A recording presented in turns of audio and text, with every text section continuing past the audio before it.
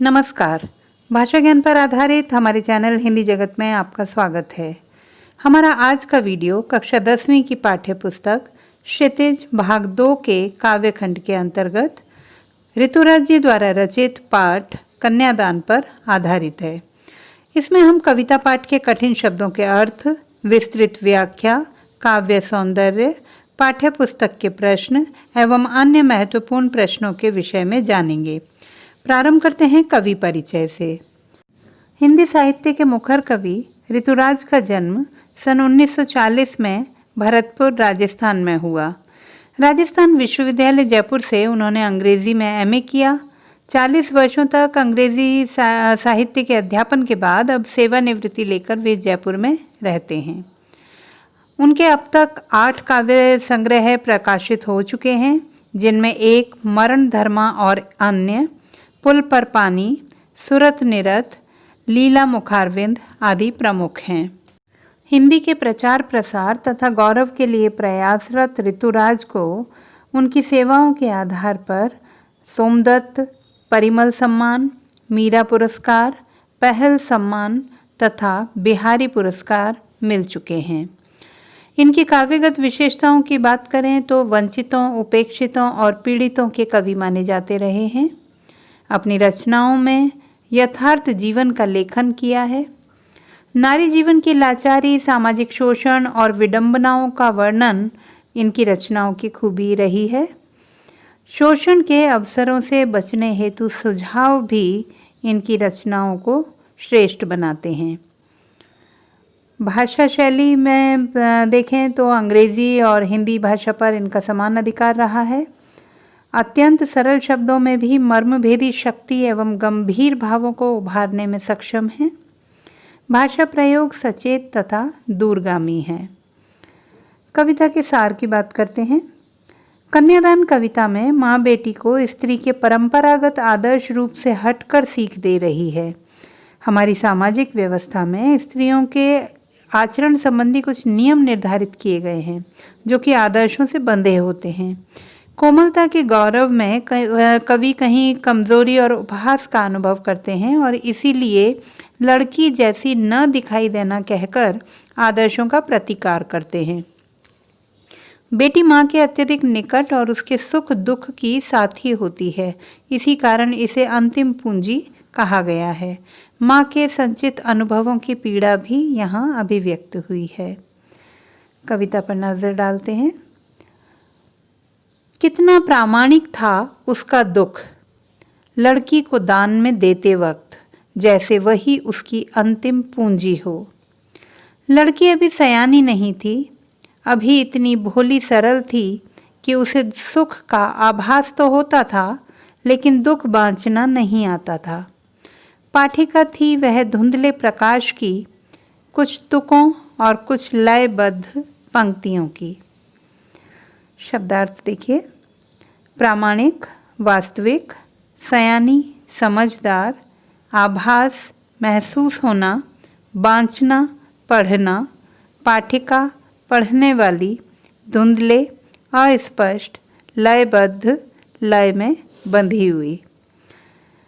प्रसंग देखें तो कन्या के विवाह से पूर्व कन्या के लिए चिंतित माँ की मनोदशा का अत्यंत सजीव चित्रण किया गया है।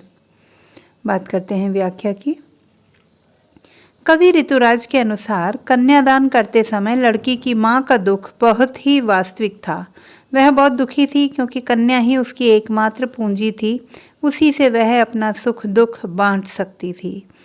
लड़की भी बहुत भोली और सरल थी, उसे दुनिया के स्वार्थी व्यवहार की समझ नहीं थी। उसे विवाह के सुखों का कुछ कुछ एहसास तो था, परंतु उस सुख में छिपे दुखों की समझ नहीं थी। वैवाहिक जीवन की एक अस्पष्ट सी झलक ही उसकी कल्पनाओं में थी।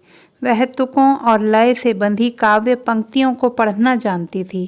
तात्पर्य यह है कि उसे विवाह के केवल सुखद पक्ष का पता था, वह काल्पनिक सुखों में ही जीती थी। यहाँ धुंधला प्रकाश अस्पष्ट सुख का तथा तुक और लयबद्ध पंक्तियाँ जीवन के रंगीन सपनों का प्रतीक हैं। देखते हैं पंक्तियों का काव्य सौंदर्य। कन्या के विवाह से पूर्व की स्थिति का अत्यंत सूक्ष्मता से और भावनात्मक वर्णन किया गया है। नवविवाहिता हेतु सरल और भोली विशेषण का प्रयोग किया गया है। पुत्री के प्रति स्नेह और सुरक्षा के भावों की अभिव्यक्ति है। अब आगे की पंक्तियों पर नजर डालते हैं। माँ ने कहा, पानी में झांक कर अपने चेहरे पर मत रीझना, आग रोटियां सेकने के लिए है, जलने के लिए नहीं। वस्त्र और आभूषण शाब्दिक भ्रमों की तरह बंधन हैं स्त्री जीवन के। माँ ने कहा, लड़की होना पर लड़की जैसी दिखाई मत देना।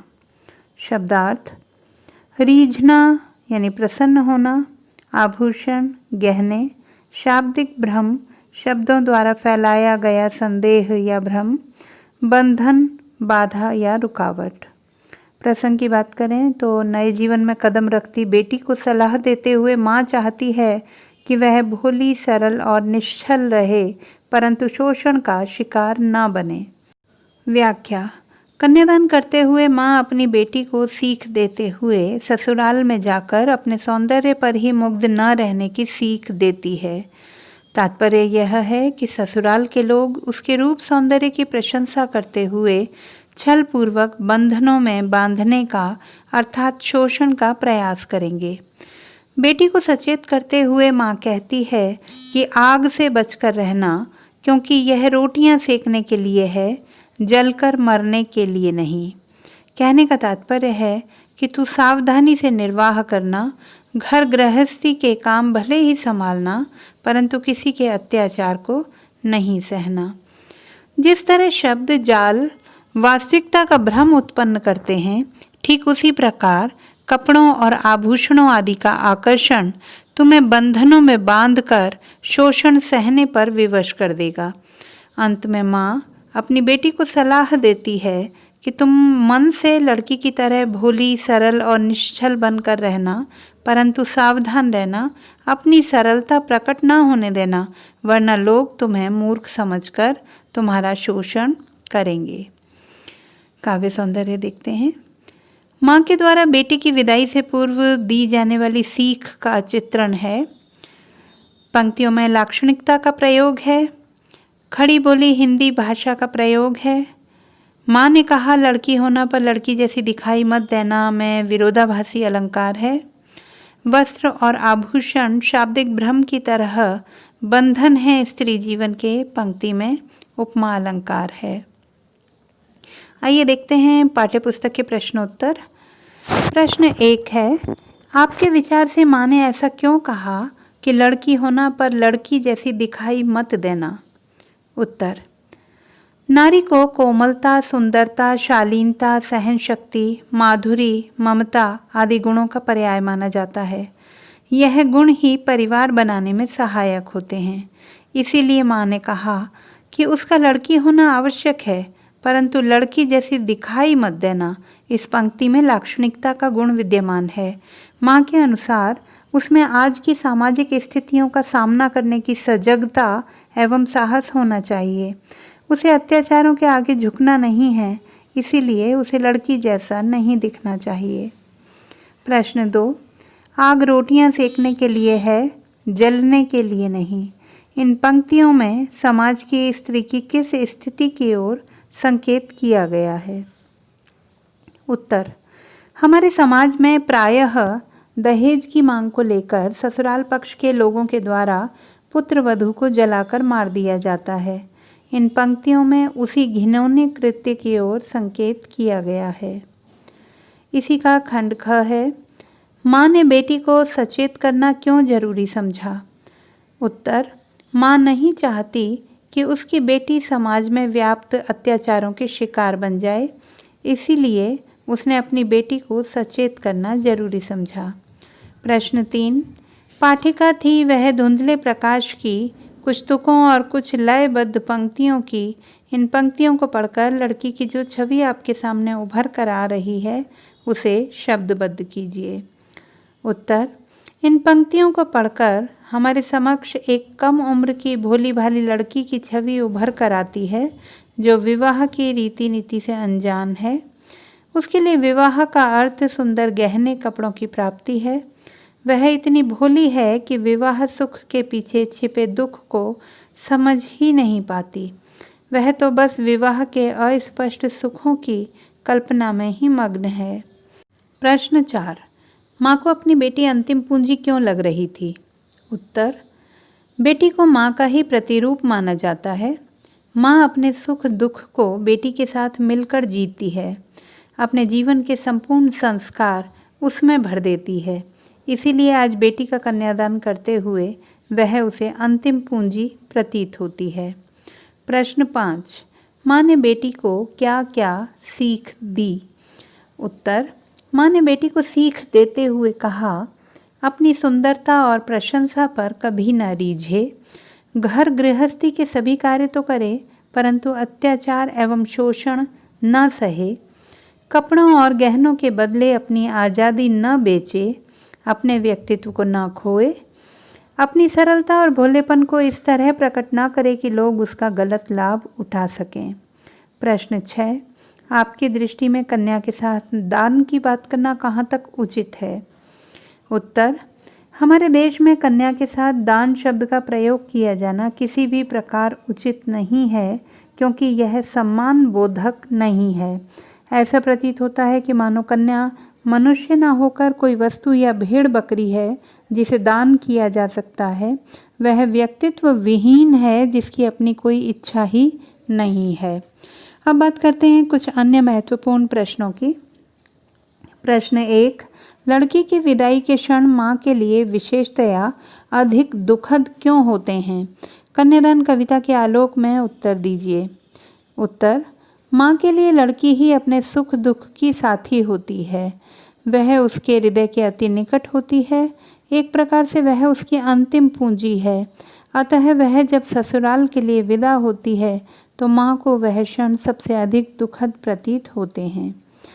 प्रश्न 2। माँ की सीख में समाज की कौन सी कुरीतियों की ओर संकेत किया गया है? उत्तर, माँ की सीख में समाज में व्याप्त दहेज की कुप्रथा और ससुराल में स्त्रियों के शोषण की ओर संकेत किया गया है। प्रश्न 3। वस्त्र और आभूषण स्त्री जीवन के बंधन क्यों कहे गए हैं? उत्तर, किसी भी स्त्री के लिए वस्त्र और आभूषण उसके सौंदर्य को बढ़ाने वाले अति प्रिय साधन होते हैं। इनके प्रति अत्यधिक आकर्षण एवं मुग्धता उन्हें बंधनों में बांधते हुए विवश कर देती है। यह वस्त्र आभूषण स्त्री को पुरुष से अलग करते हुए उसके कोमल स्वरूप की पहचान बन जाते हैं। इसीलिए इन्हें स्त्री जीवन का बंधन कहा गया है। प्रश्न 4। कन्यादान कविता में माँ ने बेटी को किन परंपराओं से हटकर जीवन जीने की शिक्षा दी है?